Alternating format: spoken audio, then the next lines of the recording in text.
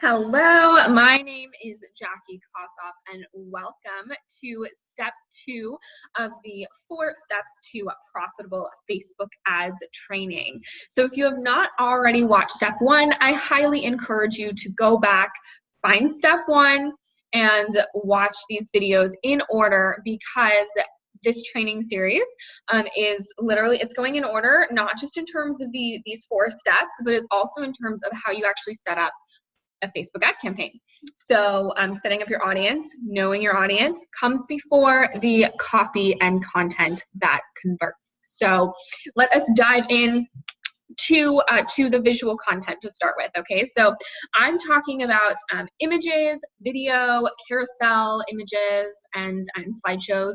The 4 main types of visuals that Facebook allows on their ads. So what I want to talk about when you're talking about visual content that converts is that the ask, so basically the purpose of the ad, whether you're having people just have a free email opt-in, or whether you're having them book a call with you, or maybe you're literally sending them directly to your sales page, you have an offer for them.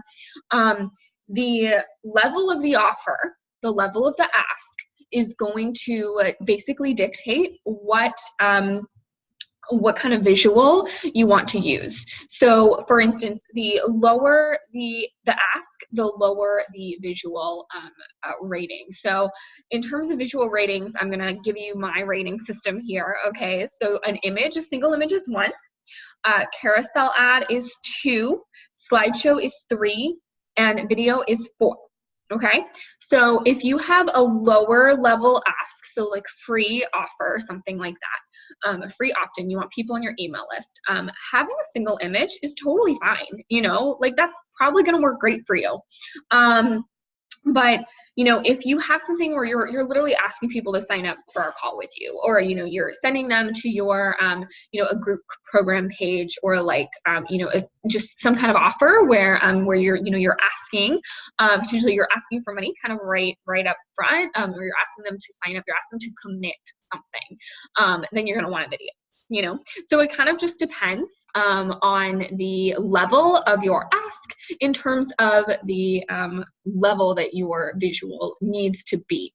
And if there's a major disconnect, sometimes your ads can actually not perform as well. So for instance, if you just have you're just trying to get people to opt into your email list, and you have this like 5-minute video that you're putting out there may be a disconnect there, and people just don't necessarily need to watch this 5-minute video before downloading your freebie. So now there might be exceptions to this, but this is just in general best practices. So now I want to talk about copy. All right, so we talked about the visual. The visual is pretty much step 1. The visual is all about getting people to stop on your ad, and the copy is actually like getting them to click on the ad. So this is all about keeping it simple, keeping it straightforward, literally just like talk about what it is that your ad is offering. So, if you're trying to get people to opt in for an email freebie, tell them exactly what this freebie is, what it's going to do for them, how it's going to get them results. Likewise, if you want people to immediately, if you want people to sign up for a call with you, then you're going to want to talk about what they're going to get out of this call. And if you are, if you're promoting your course, you're going to want to talk all about the course. Like, you're going to want to talk about it, and just everything like that. Same goes for if you're hosting a webinar that leads into your course, same concept.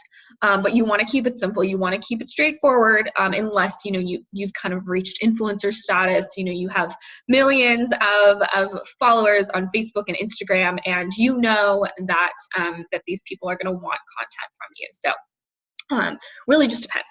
I did want to talk about emojis real fast. So if you use emojis in your brand elsewhere, and that your audience, responds well to emojis, then yeah, go ahead, use emojis. You can use 1, you can use 20.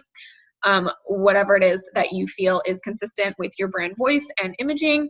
But, you know, if you are, you know, you want to stay, you know, more kind of professional, you know, then you're going to want to make sure that, you know, maybe you don't use emojis. So it's really all up to you and your brand image and your voice. So yeah, one thing that I wanted to leave you guys with, this is kind of like an extra, is just to understand that when it comes to copy, Facebook has a number of different regulations where, you know, they actually don't let you use certain words and phrases. And one of the most widely unusable phrases or words is you. So you, your, any variant of that, basically anything where you could be like pointing at someone. So Facebook just doesn't really like that.